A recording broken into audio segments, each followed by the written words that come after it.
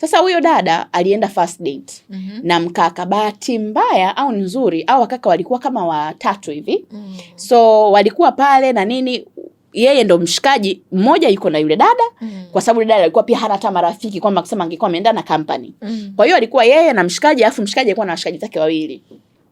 Wakapeana pombe na kuna namna mabinti wa chuo huwa wanapendaga hizo free ride, yani offer na nini kunywa. Yes. Kwa hiyo akapewa pombe pale akanywa. Alfajiri sisi tunaamka tunatoka bwenini, sababu kuna nalaga gorofani, tunaangalia chini kwenye mtaro, tunamwona yule binti ametupwa hana nguo. Oh no.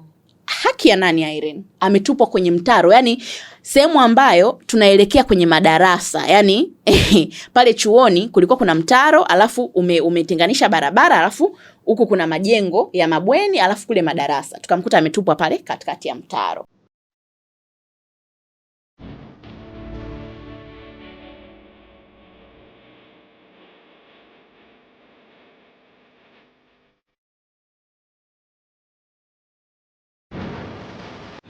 Habari yako mdau wa kipindi chetu pendwa cha Fix You Can Win. Karibu tena kwenye episode nyingine tuliyokuandalia. Leo niko na dada machachari sana, utakuwa umemuona mtandaoni, kungwi kuna makungwi. Anaitwa Loveness Emmanuel Mgonja aka Mrs. Shayo, marriage counselor pamoja na behavioral coach. Ana deal na tabia za watu. Watu wasiopenda watu wenye tabia mbaya ambao hawapendi mahusiano, ambao hawapendi kusikia taarifa nzuri za mahusiano.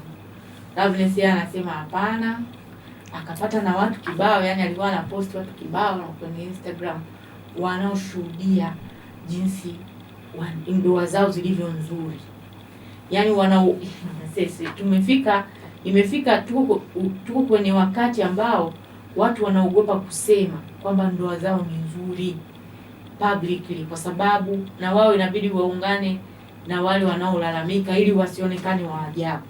Lakini kiukweli watu wenye ndoa nzuri wapo, ndoa nzuri zipo, wanaume wazuri wapo, wanawake wazuri wapo. Ni wewe tu umejiposition vipi. Na hivi ndio vitu Loveness anafundisha. Umejiposition vipi? Unachokitafuta kisha na wewe unacho. Usiende tu kutafuta. Bwana sije nikamaliza topic ya watu hapa. Loveness, karibu sana studio. Asante, nashukuru. Unaweza kujitambulisha tena. Okay. Moja kwa moja kama kawaida bila kupoteza muda. Tutaingia kwenye fixing. Okay. Well, kama alivyonitambulisha dada Irene, mimi kwa majina ni Loveness Emmanuel Mgonja ama Mrs. Loveness Shayo, ni marriage counselor na behavioral coach. Nina deal na tabia sana za watu. Dada Irene ametoka kusema kwamba tabia mbaya, lakini uzuri na ubaya wa kitu mara nyingi ni namna ambavyo mtu anakitafsiri. Na ndio maana kuna watu wanafanyaga vitu alafu hawajui kama ni vibaya. Yani mpaka wanakuja kumwambia, "Hivi ilikuwaje wewe na fulani mkaachana?" Anakuambia, yani hakukuwa na issue kubwa, hakukuwa na issue kubwa, lakini kumbe mwingine alikuwa anaitazama kama issue kubwa. Kwa hiyo ukweli ni kwamba ubaya au uzuri wa kitu ni namna tu mtu ambavyo anaitazama. Ndio maana unaweza ukamfokea mtu, huyo anayefokewa akaona sio jambo, alafu ukamfokea mtu mwingine akalia the whole day analia kwamba yeye amenifokea. Lakini wewe ukiangalia wewe mbona ndo unavoongeaga? Yani sio issue. Kwa hiyo mimi niko na deal na tabia za watu, especially kwenye upande wa namna ya kuboresha mahusiano yao. Yes. All right. Leo nimekuleta hapa Loveness. Nataka tuzungumzie mambo ya kuzingatia on a first date. Okay. Kwa wa kike na wa kiume. Yeah. Mambo gani ya kuzingatia on a first date? Pengine kuna vitu ambavyo tunavikosea, pengine kuna vitu ambavyo hatuvizingatii on a first date. Kwa hiyo kwa sababu first date ndio inafungua mlango haya mambo mengine yote kuendelea kutokea there. Kwa hiyo na sometimes mambo yakienda vibaya yameenda vibaya, yakienda vizuri yameenda vizuri. Yeah. Kwa hiyo wewe kama mtaalamu tuambie vitu gani tuvizingatie Okay. Tunapoenda first date. Okay. First date, tukiongelea first date, kwanza mara nyingi mtu anafikiria kwamba kitu ikishakuwa first date lazima iwe sehemu fulani fancy, labda hotelini au restaurant. Of course. Ndio tunapoona kwenye movie. Sasa hizo ni standards ambazo zinakuwa zimetengenezwa na jamii kulingana na vitu ambavyo watu wanaamini. Lakini watu wanaokutana Tarime vijijini, first date yao itakuwa wapi? Wanakuwa chini ya mti wengine. Exactly. Mtoni. First dates zingine zilikuwa zinafanyika nyumbani. Yaani kuna mkaka akija nyumbani unaenda unaoga na perfume unapaka body spray au hujakutana navyo hivyo Irene? Ukishaona kuna fulani wamekuja nyumbani, labda amekuja na mamake au na babake, uliambiwa tu kulikuwa ana mtoto wake anasoma Dar au anasoma huko Arusha, amerudi amesema atakuja kutusalimia. Hiyo siku Irene unaoga vizuri, yani unachana nywele, unapaka hizo mafuta yale ya baby care, Vaseline, yani unachana unabana fulani ka afro, yani unahakikisha umepaka kaeskada unanukia vizuri na nini, unakuwa mpole, shy. So vitu, kwa hiyo cha kwanza cha kuzingatia bila kuangalia mahali ni muonekano wako wa nje. Yaani uweze ukasema eti unaenda first date unaonekana tu vyovyote vile. Eti mimi unajua sitaki kwenda kumimpress mtu. Lazima ukamimpress mtu. Yaani first date lazima ni kuimpressiana bwana. Mimi nilikuwa naangalia nguo mara 3 nguo na chauta unatoa unatupa tu unatoa. Lazima ni muimpress. Lazima umuimpress. Tena kama ukiwa una uwezo unanunua hata na kanguo ka tofauti.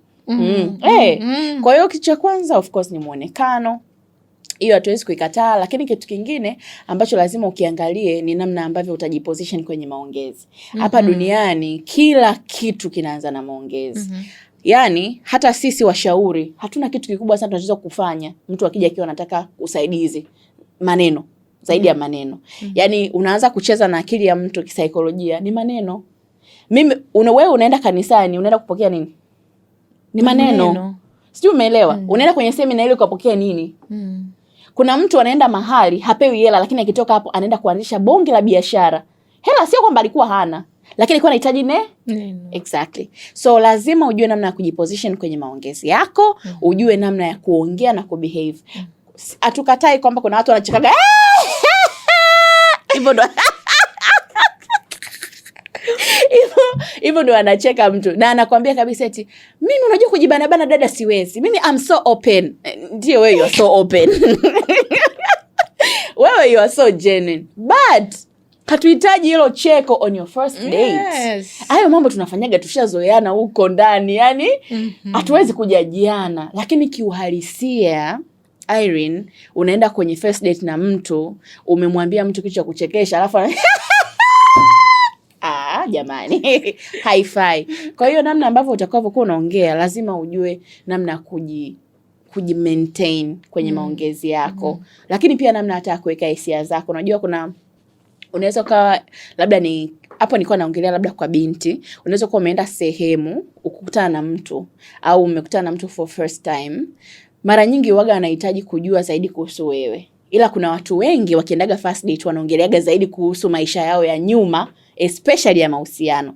Yaani unaanza kumwambia hivi, okay, mtu anakuambia hebu niambie, so maisha yanaenda je? Maisha yapo tu, mambo yakoje, vipi maisha yako ya mahusiano? Yani mimi nilishakata tamaa ndugu yangu. Yani kusema ukweli, yani when it comes to men yani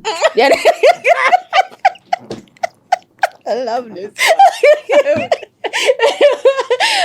Irene, mimi nakutana na mambo huko kwa mabinti nakwambia, yani my heart is even bleeding. I'm like, unasema hauji. Eti mimi said I love this, kwa mfano hapo mimi nimekosea wapi? When it comes to men, I had to be open to someone. I'm like, okay, you had to be open. When it comes to men, mimi wanaume siwaamini sana. Unajua why? Kwa sababu wanaanzaga hivi. Anakutoa dates, anakuwa mzuri. Hata hebu niambia ili wewe ndo mwanaume unakaa unasikiliza hapo, unaikuwa unajisikiaje? Basi it's a deal breaker. Sijui umenielewa?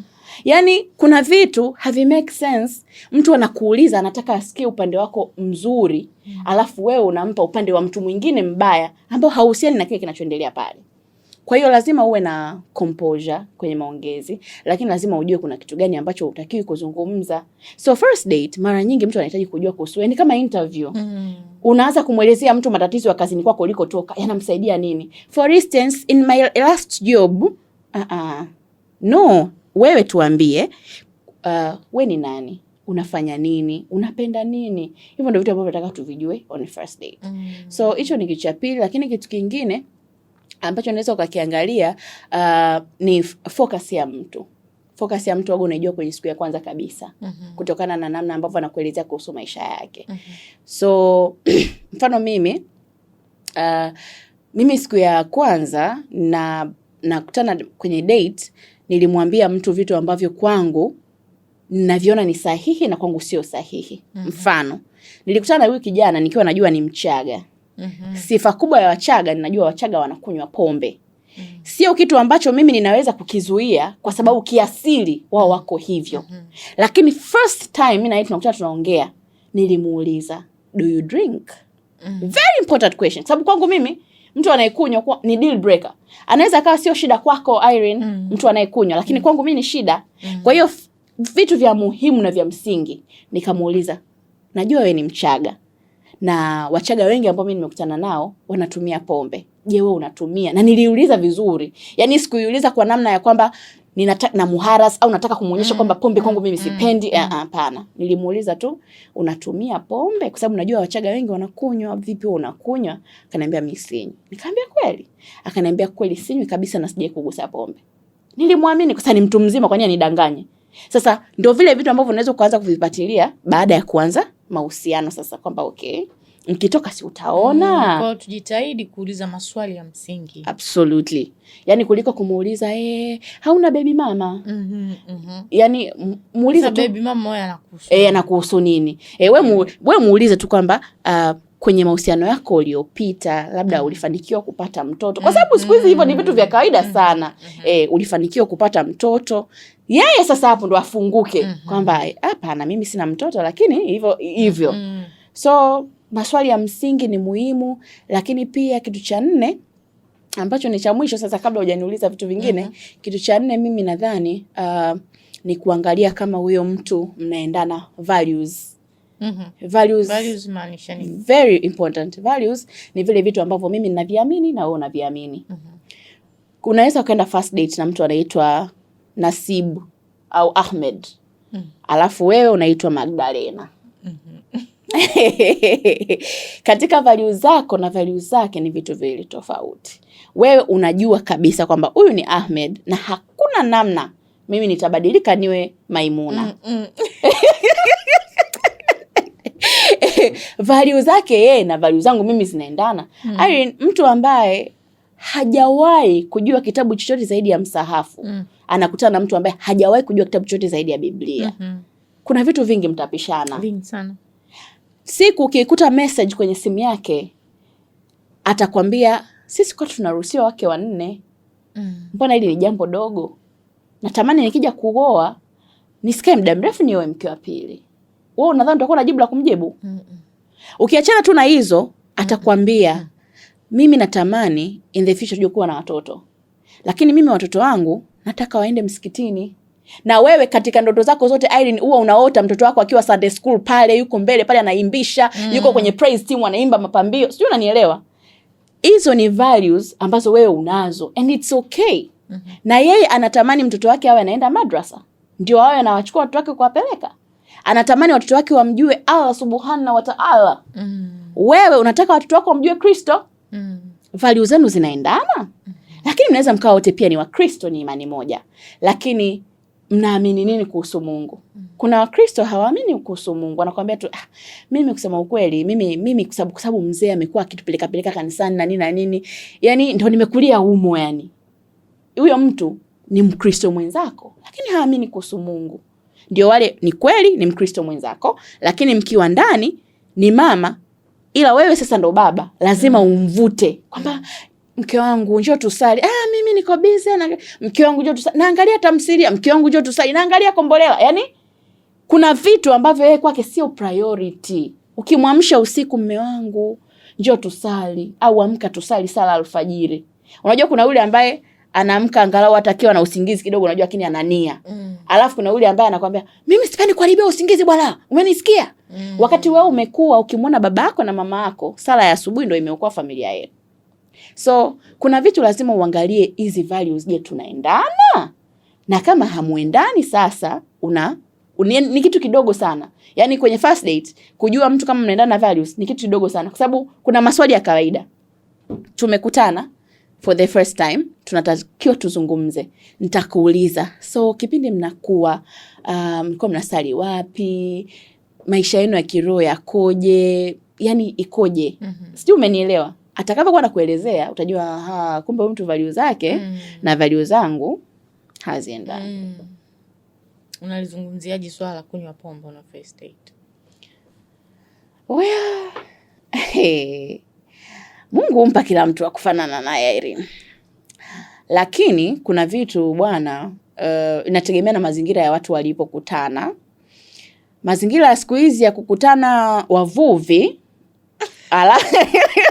ila hiyo unasema unaipenda.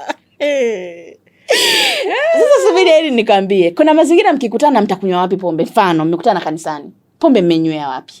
Yaani tu wa kweli haiwezekani. Lakini kuna mazingira ukimkuta mtu Irene kunywa pombe ni kitu ambacho sio cha kushangaa. Yaani sio cha kushangaa. Mimi nikikuta kanisani umelewa nitashangaa. Kwamba huyu amelewaje kanisani? Lakini nikikukuta maeneo yetu Irene kwenye bendi zetu zile, nikikukuta umelewa sio issue. Sasa kwa nini ulewe on a first date? Wewe huyo mtu unamwamini kiasi gani? No, I mean tumekaa. Si nimekutana na huyo mtu. Tumekaa and I just take a glass of wine. Mimi sijui kichwa chako ni chepesi au kizito kiasi gani. Lakini kwa ninavyosikia pombe huwa ina namna ya kumfanya mtu atoke kwenye hali ya uhalisia wa kawaida kwenda kwenye hali nyingine.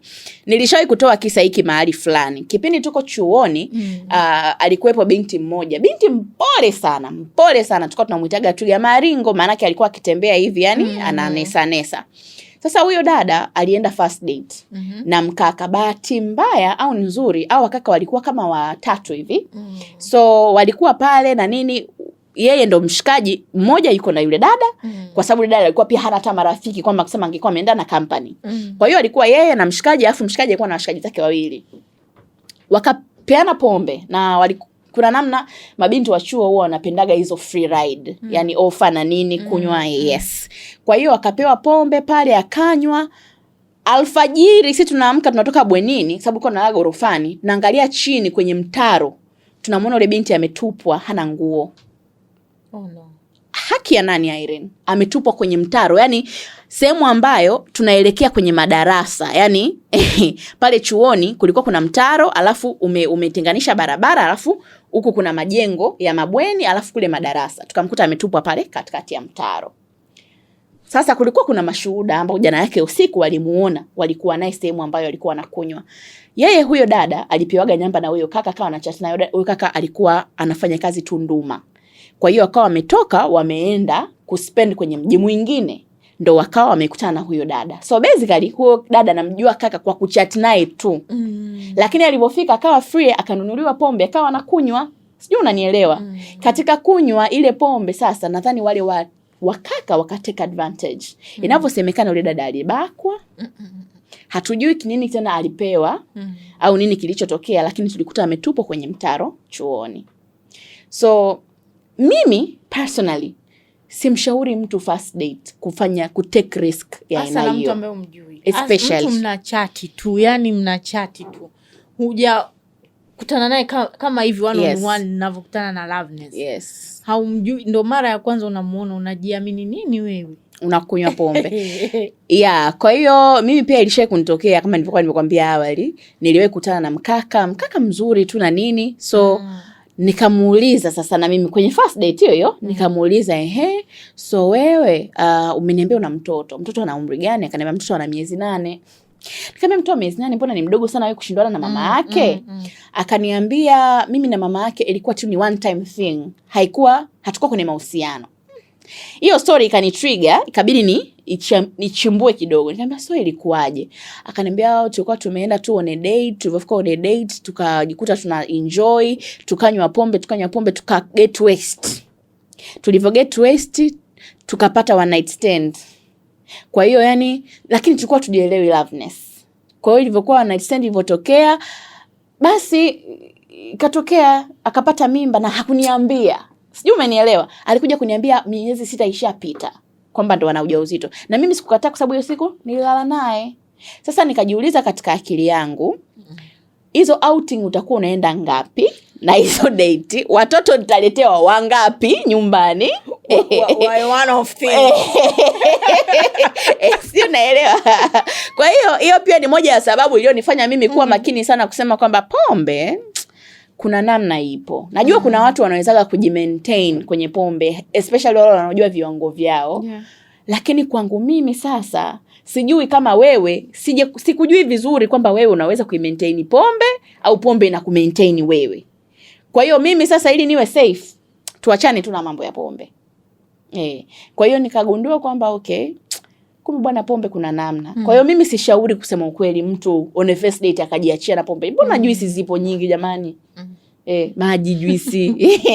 Yeah, of course there are ziko drinks nyingi ambazo unaweza ukachagua other than pombe. For a first date, just mwanamke reserve yourself tu. Yeah. Yani reserve yourself for your safety as well. Yeah. Lakini pia kuepusha madhara ya watoto tusio watarajia. Yeah. Maana leo umekutana naye, mmeenda mmefanya wengi sana mabinti unakutana nao wanakuambia ilikuwa mara moja tu. Yes. Yani hiyo mara moja tu. Yeah. Ndo hiyo ambayo yani waga iko hivi loveness. Mimi nasemaga mtu akifanya jambo lolote gizani, lolote si ni giza huwa linakuja nuruni. At a time ambao hujaitegemea. Unaweza ukawa kweli unaendaga una slip off, unaendaga unapona, ila siku moja sasa wewe unakuja unatuambia ilikuwa ni siku moja, lakini hatujui ni ngapi ulipona huko. Hatujui ni ngapi ulipona. Ilikuwa ni series of events, ila moja ilisema sasa wewe umezidi. Hebu njoo watu wakuone. Ni kweli. Njoo watu wakuone. Kabisa. So let's be careful. Lakini loveness, nikipita kwenye jamii huko vijana wakiwa wanapiga story, mimi napendaga sana nisikilize kwa makini. Kwa sababu ya hiki kipindi kufundisha jamii. Siku hizi watu wanasema hali ni mbaya kwa upande wa vijana, hususan wa kike. Yani vijana wa kiume wanasema yani Irene, siku hizi we don't hustle anymore. Yani nikimgusa tu hivi tumeondoka. Yani ni kitendo tu cha kugusa hivi. Na kuna mabinti wengine ambao wao ndo wana demand, wana initiate ile kitu ya wanaita friends with benefit. Yes, hilo ndo jina lake. Yani wenye likaili tukiongea hivyo wanatuelewa vizuri sana. Friends with benefit. Now it has become kitu cha kawaida. Imekuwa ni sasa wanawake wana initiate, mabinti wa kiki wana initiate hivi vitu. It's no longer men. Ni sisi tuna initiate hivi vitu. Kwa hiyo yani mpira umegeuka. Sasa sijui wewe kwa nafasi yako kama behavioral coach, hapo tuna changamoto ndugu yangu. Unajua Irene, sasa hivi ndio maana imekuwa ngumu sana hata mkaka akimkuta mdada na mtoto kumwamini kwamba yule mtoto alitokea si kwa mapenzi yake. Yani ilitokea labda bahati mbaya au hakutarajia au kilikuwa ni kitu serious, kwa hiyo ilitokea. Sasa hivi inakuwa ngumu sana kwa sababu ya historia ambazo anazikuta huko nyuma. Sasa hivi imekuwa kitu cha kawaida sana mwanamke kwenda kumwambia mwanaume nataka mtoto, I just want a child, tulale. Shida inakuja kuwa ukishalala na ule mwanaume, jinsi mwanamke alivyoumbwa, ameumbwa kuwa attached. Akishalala na ule mwanamume hataki tu mtoto tena, anataka ile attachment iendelee. Kwa sababu anaangalia wewe mbona uko single, haujaoa, hauna girlfriend wa maana kwamba kusema labda anizuie mimi. Mimi nilikuwa nakutaka wewe, but now I want you wholehearted, yani nakutaka wewe. Lakini mwanaume mbona hayakuwa makubaliano yetu? Wewe ulikuwa unataka utamu, mimi nimekupa utamu, umenogewa.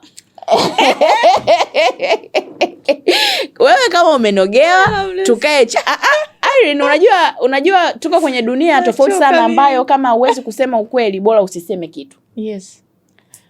Sasa wanaume wamekutana na hizo experience. Unachosema sio uongo. Sijui ni libido yetu imekuwa juu zaidi kuliko mama zetu walivyokuwa zamani au ni nini, kwa sababu hauwezi kuniambia mwanaume anamwangalia hivi binti alafu anamwambia mshikaji wake, huyo mimi nampata. Anamwambia nikupe siku ngapi? Anambia siku kama itazidi masaa 48 niite fala. Sijui umenielewa. Anachukua namba ya binti, anachat naye, anaenda kumchukua. Yaani ukitaka kujua sasa hivi si wanawake tumekuwa kununuliwa kupitiliza. Ni namna ambavyo mwanamke anaweza kuwa mrahisi kwa mtu ambaye anamfikiria kichwani. Yaani mwanamke ameshajiwekea standard zake za maisha kwamba mwanamume mzuri kwake ni yule mwenye gari, ni yule mwenye hela, ni yule mwenye kazi. Sijui umenielewa. Kwa hiyo leo akitumiwa message na mkaka kajitambulisha, hello, mimi naitwa Edward, nafanya kazi BOT. Nilikuona siku moja ofisini nikamuomba mtu namba yako. Ule utambulisho unatosha kabisa mdada kuloa. Irene, trust you me. Ndio tuko kwenye hiyo dunia. I trust. Sasa kesho yake akimwambia kuna maongezi nahitaji kuongea na wewe, sijui utakuwa free kesho, we really need to talk. Anamwambia okay, amna shida, it's okay, sema nitakuwa busy. No, sijali, utakuwa wapi? Nitakuwa maeneo ya Samora, I'll come pick you up. Na pick you up. Dada ameshajua kaka ana hela, ana gari. Make mtu anaye kupick si lazima ana usafiri. Yes, exactly. Dada anaoga, anavaa, anaenda kwenye shughuli zake Samora saa ngapi? Saa 11. Anaenda anampick. Akishampick tu anamwambia twende wapi? Unapendaga kula wapi? Mimi napendaga kwenda kula Mikocheni. Okay. Sasa hajawahi kwenda kula Mikocheni. Hajawahi. Lakini kwa sababu anaonaga kuna isata za rafiki zake, anapendaga kwenda kula Mikocheni. Anapelekwa Mikocheni, anachukuliwa, sijui ni kuku, sijui ni nini, kinapakiwa, alafu anamwambia there's this very nice place, tunaweza tukaenda kuongea. It's a very nice place. Okay, yeah, kuna my friends wanakuaga hapo na nini. Tunafanyaga house party if you don't mind. Anasema yani huyu bwana si ndo huyu ndiye huyu baba huyu kama huyu. Wanachukuana wanaondoka. Akifika kule wanakula, wameweka Netflix and chill. Irene, shughuli imeisha. Yeah. So hapo inakuwa shughuli imeisha. Kwa hiyo kesho hata akikutana na msichana ambaye yuko genuine sasa, yani yule msichana ambaye ana values kwamba kuna vitu kwake yeye hawezi kuviachia kiwepesi. Lakini kwa bahati mbaya labda yule binti akawa na mtoto. Alafu akamwambia, unajua mimi ni celibate, siwezi haya mambo. Siku hizo watu wanaamua kwamba nilishakosea, lakini naamua kuanza upya, sitaki mambo ya kufanya hivyo vitu mpaka ndoa. Ule kaka anakutana na ule dada. Anasema mbona ndo wale tu. Yaani hadi mtoto anaye. Huyu ana tofauti gani na yule? Kwa mfano yule ambaye nilikuwa naye mimi angekuwa amepata mimba, si ndo angekuwa single mother? Yeah. Lakini yule dada yule wa hiyo scenario ambayo nimekupa Irene, ikitokea amepata mimba na yeye huwa anakaa kwenye front line na kusema wanaume ni washenzi sana. Lakini kwa hiyo scenario Irene, hapo mshenzi ni nani? Kwa sababu kiukweli kabisa wewe umejipeleka. Na yule kaka anarudi kwa rafiki yake anamwambia mshikaji, nishamaliza. Na wewe jaribu. Nadhani ni issue, so issue. Yani it is yani watu wanafanya hivyo Loveness. Anamaliza afu yeye anakuambia kweli jaribu uone. Kwa hiyo yamekuwa ni majaribio na kila wakifanya hivyo wanafanikiwa, ndugu zangu. Sisi kuna huyo dada ambaye she's very beautiful, alikuwa kwenye kundi fulani la marafiki zake. Marafiki zake wote wakawa wameolewa. Kwa bahati mbaya sasa au waliowaoa marafiki zake ni washikaji. Bahati mbaya zaidi katika hao washikaji wakasema dada atafutiwe mshikaji mmoja mwingine katika kundi lao amuoe. Hamna mtu anataka kumuoa kwa sababu kashatembea na washikaji watatu kwenye kundi hilo. Sasa wewe unakuota muaji shemeji yako. Nani anakubali kuoa? Fulani aliingia akapiga, fulani aliingia akapiga na fulani aliingia akapiga. Tunawezaje kuoa? Hatuwezi. Sio, unanielewa? Kwa hiyo sasa inakuwa ngumu kwa binti. sio kwa sababu tu pengine makisa hapo nashindwa hata kutetea, lakini pengine ameamua kubadilika na kuwa mtu wa tofauti, lakini historia inakuhand. Irene, unaweza ukabeba mimba ukatoa, Mungu akakusamehe, lakini madhara ya mimba yakatembea na wewe. Au ukafanya mapenzi ukaomba msamaha kwa Mungu ukatubu, lakini madhara ya ile dhambi yako na wewe, umepata ukimwi. Sijui umenielewa Irene? Au umepata gonjwa la zinaa ambalo linakufanya uingie gharama kubwa kujitibu na shida, lakini Mungu ameshakusamehe. Ila yale madhara yako na wewe mgongoni kwako. Kusamehewa na Mungu hakukuepushi, hakuondoi madhara ya dhambi. Exactly. Labda tuwasaidie Loveness. Leo sitaki hata kipindi kiwe kirefu sana. Yeah. Tuwasaidie mabinti, kwa sababu ninachokiona hapo ni kukosa standard. Yes. Lack of standard. Yeah. Ni binti kukosa kujua akae mkao gani, ajiweke vipi, yeye ni nani, vitu kama hivi. Yeah. Kwa labda tuwasaidie mabinti kuset standard. Very high standard. Very high standard, hatukwambii ukatae wanaume. We are telling you, katika hao wanaokufuata, you choose best according to who you are. Lakini kama ujijui, ndo unajikuta umelala na Peter, umelala na Juma, umelala na nani, na huyu na yule. Hii yote unazidi kupoteana. Yani ujipati, yani hapo kila ukitoka kwanza unaambatana na kagilty fulani. Unakaa kidogo unahamia kwa unako unabeba. Unakaa unaenda kwa unako unabeba. Kwa huku kote hizi njia unazopita kona unazidi yani tunakupoteza. Jumla ueleweki sasa. Tunakuona tu umebaki mwili unaonekana nje, binti mrembo mpaka lipstick, lakini huku ndani empty. Yeah. Empty kabisa. Yeah. Kwa Loveness hapana, tuwasaidie. Binti kama binti anawezaje kuset standard? Kwanza mwanamke anatakiwa kujua kwamba yeye ni kitu very precious. Yani kwamba yeye ni kitu cha thamani. Ukisoma wimbo ulio bora, Mfalme Suleimani anamuaddress mwanamke kama ua zuri linalopendeza. Ndio maana zamani tulikuwa tunaitwa wanawake ni maua. Yani sio sasa zamani, ni mpaka sasa hivi. Wanawake ni maua. Sasa ua ni kitu ambacho kimepambana sana kubloom. Yani kilianza kikawa kidogo, kikafika kikubwa, kikabloom, yani kikajichanua mpaka mtu mwingine kikamvutia. Kwa hiyo unatakiwa kujua kwamba as much as wewe unajionaje, lakini kuna watu unawavutia.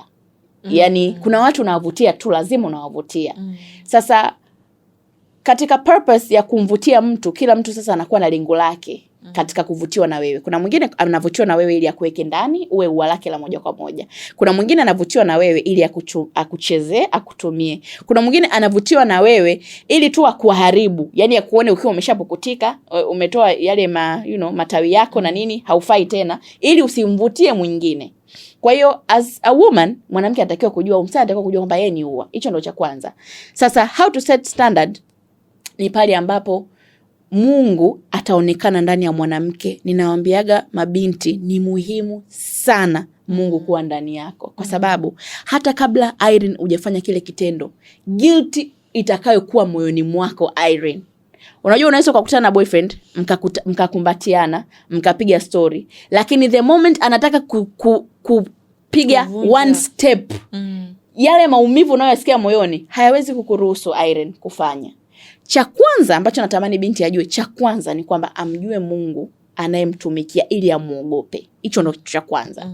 Kwa sababu standards zote za duniani zimetoka kwa Mungu. Yani hicho ndio kitu tunachoamini. Lakini pili, lazima binti awe na self control. Inawezekana kabisa umemuona kijana na umemuelewa. Yani hivyo vitu vinatokea, si ndio tunaishi maisha hayo sasa hivi Irene. Shughuli unajua kusema uongo.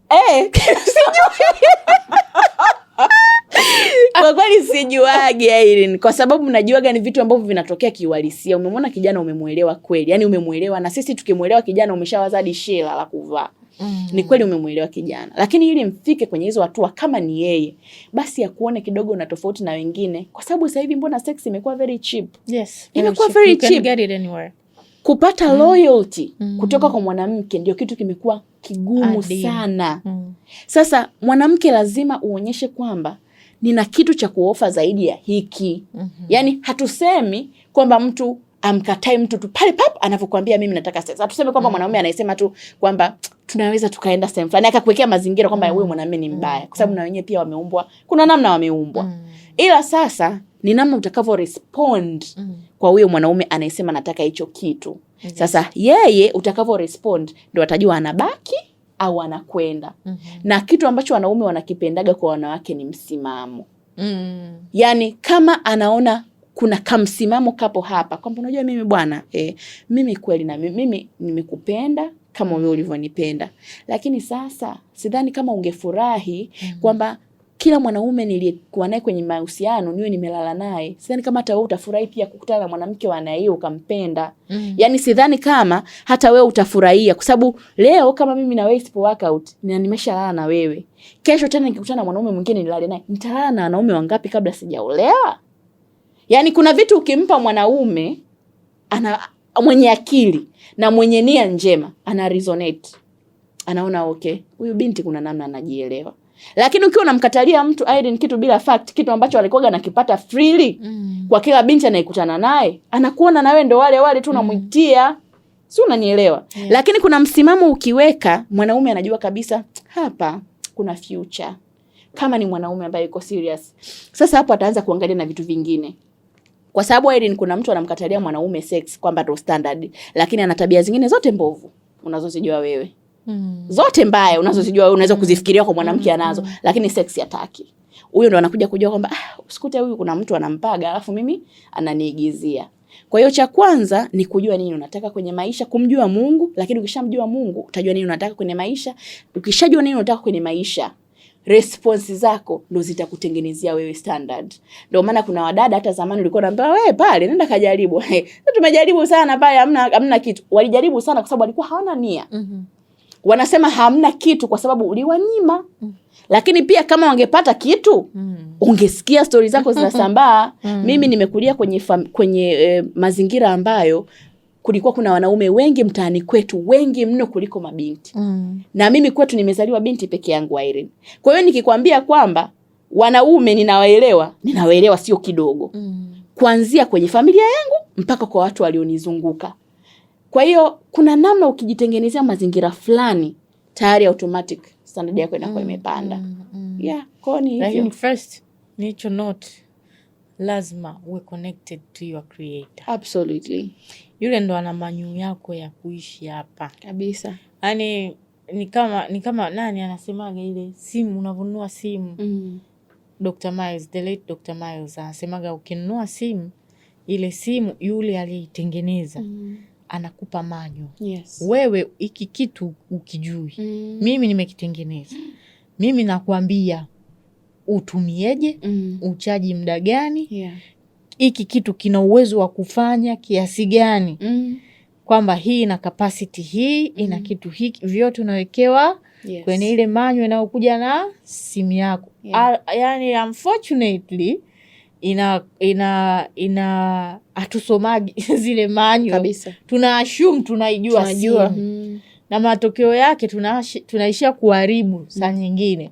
Ukilala unachomeka simu kwenye chaji, kumbe haitakiwi. Usiku mzima unashangaa betri imeharibika. Kwa nini? Ukusoma manyo yaliyoitengeneza. Basi na sisi binadamu ndio hivyo hivyo. Manyo yetu ipo kwenye vitabu vyetu vya dini. Vile ndo vinatuambia sisi ni kina nani, tunaelekea wapi, tunapaswa kufanya nini, tukikwama tunapaswa kufanya nini, tukifanikiwa tunapaswa kuishije, kuenenda vipi. Vyote vimekuja kwenye manyo ya vitabu vya dini. Lakini kwa sababu ya ujuaji hatusomi, hatutii, hatusikii. Kwa unajikuta umeenda umepoteana we. Yani hapa umeshapiga mark time sana ndio nakumbuka nimrudie Mungu kwanza, nimrudie Mungu. Yani Mungu anakuwa kama kitu fulani hivi cha backup. Kitu cha backup. Yani pale umesha mess up vya kutosha. Ndio unakumbuka kumbe kuna manyo ambayo hujaisoma, ambayo ilifaa uisome. Kwa ndugu zangu, turudi, lazima uwe na connection. Yeah. Na aliyekuleta huku lazima uwe na connection naye. Yeah. Na ukisha kuwa na connection naye, yeye mwenyewe tu anakuongoza. Yaani kuna mtu kwa macho hivi unamuona Loveness mzuri, safi, binti safi kabisa. Lakini kuna vitu ambavyo Mungu anaviona ambavyo wewe uvioni kwa macho. Yeah. Kuna mabinti wengi unakuta anashikwa na ule muonekano. Yeah. Kaka mstarabu, mbona amekaa hivi? Yeah. Mbona hajafanya hivi? Yes. Nini? Lakini nashangaa nikiwa naye moyo hautaki, moyo umekataa kabisa. Kabisa. Lakini ni mkaka, hana shida yoyote. Shida kabisa.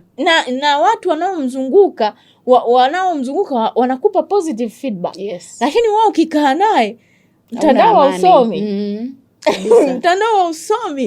No network. Yaani bora hata ingeshika 2G. No network. Yeah. Kwa hiyo maana yake Mungu ameona kitu ambacho wewe ukioni kwa macho. Yeah. Lakini kwa sababu ya ubishi mtu mwingine anaendelea. Alafu sasa kile ambacho Mungu alikiona ndio unakuja kukiona kwa macho. Ukiwa ushasaini ile karatasi, mshikaji wako, usiombe ikukute hiyo. Sikie. Yaani hiyo isikie. Yeah. Na Mungu akulazimishagi. Taratibu sauti yake inanong'ona tu. Kabisa. Loveness, acha. Loveness, acha. Usifanye. Haya, basi ngoja niue kabisa hisia kwa huyu kaka. Uone kabisa kwamba namaanisha. Bado unakomaa. Chief. Sijui utakuja kutolewa na nani Loveness au ndo kina Loveness waje waanze kukushauri. Mara nyingi vitu ambavyo sisi tunaviangalia sana kwenye mahusiano sio vitu ambavyo Mungu anataka viangalie. Yeah. Nakumbuka kuna siku moja wewe uliwahi kusema mahali ukasema mimi kwa upande wangu waga nazingatia sana soft skills kuliko hard skills. Yes. Soft skills ni vile vitu ambavyo utaishi navyo miaka yote. Yaani hata mkizeeka ni zile hiyo software itaendelea kuwepo. Ni vile vitu ambavyo sio rahisi sana kuviona Irene, lakini ukivitafuta utaviona. Sasa siku hizi standard ya maisha, mwanaume awe na gari, awe na kiwanja Goba, awe nimesema hivyo kwa sababu akiwa na iPhone anatumia simu nzuri, akiwa anafanya kazi majengo pacha pale. Yani kuna namna awepo, kama sio awe na duka Kariakoo electronics. Yani awe kijana fulani wa makumbusho ana Subaru. Yani kuna vitu ambavyo mabinti huwa wanaviangalia kiukweli kabisa, sio vibaya kuviangalia, lakini sio pekee vya kuviangalia. Na sio kwamba asiye navyo hivyo hafai kuangaliwa. Hiyo ndio shida. Sasa mabinti wamekuwa tu wa kuset standard sasa hivi kwamba mimi siwezi kuolewa na mwanaume ambaye yuko hivi. Sasa ile kuset standard kuna wafanya watu wanachukua muda. Ndio unakuja kufikia wanaangalia zaidi hardware. Absolutely, baada ya kuangalia vitu vya nje. Exactly. Anasikia yani mimi kuna dada moja alikuwa anasema mimi boyfriend wangu he's so good. Yani zipu yake tu ndio ifungi, lakini vitu vingine viko umeona sasa. Hiyo software mbovu hiyo. Software mbovu hiyo. Hivi unaelewa? Yani kwa hiyo kama zipu yake ifunge na maana analala na kila mwanamke anayemuona. Software mbovu, magonjwa hapo yamelala hapo. Watoto utaletewa. Yani kwanza jipende. Yani jipende kwa sababu kama ana kila kitu okay fine. Lakini afya yako inalala wapi? Absolutely. Afya, jamani afya ni kitu muhimu sana kutunza. Ni kitu muhimu sana. Leo hii umepata HIV, sijui ugonjwa gani la zinaa. Unaenda hospitali unajificha. Watu wasikuwa umeletewa. Kwa hiyo yani unajificha watu wasikuone. Kabisa. Yani unachosema it makes a lot of sense, na kama mabinti wangejaribu kujua kwamba Mungu anazungumza na sisi kupitia mifano ya watu wengine, wangejitahidi sana kwa sababu mimi nadhani watu wajitahidi kuangalia software la. Absolutely. Ni kama natoleaga software kwa sababu ni kama unatumia kompyuta utajua kompyuta ina ile sura ya nje. Sura ya nje ile ya kompyuta unaiona ina rangi ya silver, ina keyboard safi. Lakini unapobonyeza tu kuiwasha, tayari software inaanza kufanya kazi. Kile unachobonyeza kule ndani, kina system yake ina function inaiambia sasa waka. Unapoanza kutype, kuna software ina function pale. Una instruct kwamba niandikie neno fulani. Software hatuioni. Sisi tunabonyeza keyboard. Software uione. Ukifungua mle utakuta masoftware kibao, ma Excel, Microsoft Word, sijui vitu gani, PowerPoint, sijui vitu kibao. Vyote vile unaviona tu icon, lakini kule nyuma kuna software ina function. Ni kama hivyo na sisi binadamu. Kila mtu ana software yake. Ila software zetu je, huyu mtu ni mkweli. Hiyo ni software. Yeah. Kama haipo ndugu yangu, haipo. Usije ukajaribu kuipaka rangi. Yaani ukiona tu mtu anakujia Loveness, usimuone tu vile. Yaani ujue uhitaji kusema yani kutetea chochote. Yeah. Sisi tuna macho tunaona. Yeah. Sisi tuna macho. Yaani usimuone, unafikiri Loveness mtu mzuri sana. Yaani usimuone tu vile, ila ni mtu mzuri. Ujue tayari huyo kashapotea njia. Yani ana hasira kidogo tu, lakini yani he's a good person. Lakini hapo anakuja amepigwa. Ameshakudunda. Tayari ushapoteana. Anapigwa, ndio wale anasema unapigwa. Unajua it's better to cry on a Lamborghini than to cry on a bicycle. Juzi hapa nilikuwa na mwalimu mmoja hivi anaitwa Mwalimu Kanuti. Alisema bwana, kulia ni kulia tu. Haijalishi unataka kwenye Lamborghini au kwenye bicycle. Kulia ni kulia, acha kupaka rangi. Kabisa kulia ni kulia tu. Yani as long as you are crying, whether you are in a Lamborghini or in a Bajaj, whatever the case, you are crying, my friend. Yeah. And you shouldn't be crying. Sindio? Lakini pia mabinti, I think mabinti na vijana pia, sio kwa ubaya, lakini wapunguze kuwasikiliza marafiki. Friends wamedelay sana mafanikio ya watu kwenye mahusiano. Yani unaenda unamwadisia kitu rafiki yako, kwa sababu ni rafiki yako, hapimi. Kitu pekee atakwambia achana naye bwana huyo. Achana naye. Dem gani kwanza huyo? Wewe achana naye. Yani sasa unaweza kukuta hiyo achana naye au fanya hivi imeharibu mahusiano mengi sana. Kwa hiyo mjue Mungu, alafu upenda kuchuja. Naambiaga watu ni vizuri sana ukaweza kuwa una uwezo wa kuchuja mwenyewe vitu kichwani kwanza kabla ya kumsikiliza mtu mwingine. Ili unapokuwa unamsikiliza mtu, kwa sababu si binadamu tumeumbwa tunategemeana. Lakini unapomsikiliza mtu mwingine, muangalie pia na kushauri in which place. Mimi leo ninaenda kwa mtu ambaye amekuwa divorced. Lakini sio tu alikuwa divorced vizuri, alikuwa divorced vibaya. Alafu kwa sababu gani? Kwa sababu ya wakwe zake hawakumpenda. Leo naenda kumpelekea tatizo la wakwe. Wewe unadhani mimi nitatoka salama hapo? Yaani kuna namna kama hajapona ule uchungu akiuhamisha kwangu, mimi kwangu nakuwa mara mbili zaidi. Kwa hiyo pia mabinti na vijana wajitahidi sana kuchuja vitu ambavyo marafiki wamekuwa wakizungumza nao. Bwana, huyu anaitwa Loveness Emmanuel. Tukiendelea, nani nikaga na Loveness, tukiongea hapa tutamaliza. However, nafurahi kwamba tumejifunza mambo mengi.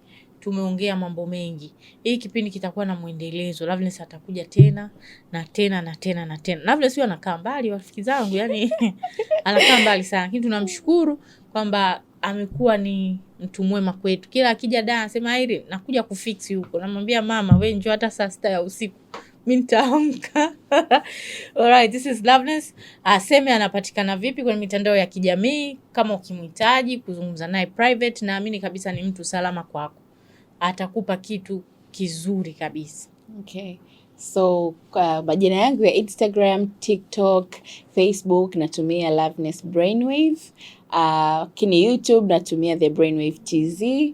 Kwa hiyo ukiandika tu Loveness Brainwave pale, either ni Instagram au ni TikTok, basi utanipata na utapata kujifunza vitu mbalimbali vinavyohusiana na maisha yako, yale maisha halisi ambayo tunaishi kwa wanaume lakini pia kwa wanawake. Ila pia kama utahitaji kunipata in private, namba yangu ni wapi? Namba. Nisi wapi? Hapana, waje DM. Waje DM. Basi ukifika kwenye hiyo page, karibu sana DM. Kuna mafunzo tofauti, madarasa tofauti ya kujifunza tu na kujiandaa kuwa mtu bora kwa ajili ya familia yako. Kama tunasoma na mnukuu Pasarosha Boka alisema mtu unasoma miaka 16 ili uje kuajiriwa benki kwa mkataba wa mwaka mmoja. Leo mkataba wa maisha yako unajifunza nini na unajifunza kwa kiasi gani? Kwa hiyo mimi naamini ile miezi 3 Irene huwa haitoshi, tunajiandaa kwa ajili ya harusi. Maana ile huwa tunajiandalia kwa ajili ya harusi, sio ndoa. Lakini kama unatamani pia kuwa na ndoa nzuri, ndoa iliyo bora, yenye misingi imara na kukutana na watu ambao wana positivity kubwa sana kuhusiana na ndoa, basi nadhani kwangu ama kwetu ni sehemu salama sana. Kwa hiyo karibuni sana. Asante sana Loveness. Majina yangu mimi naitwa Irene Kamugisha. Instagram natumia Irene Kamugisha _ TikTok Irene Kamugisha, Facebook Irene Kamugisha. I say usiache kunifollow, usiache kusubscribe, like and comment. I love to see your comments. I love to see you sharing this content ili watu wengi wapate kuwa fixed. Alright, tukutane tena kwenye episode ijayo. Bye.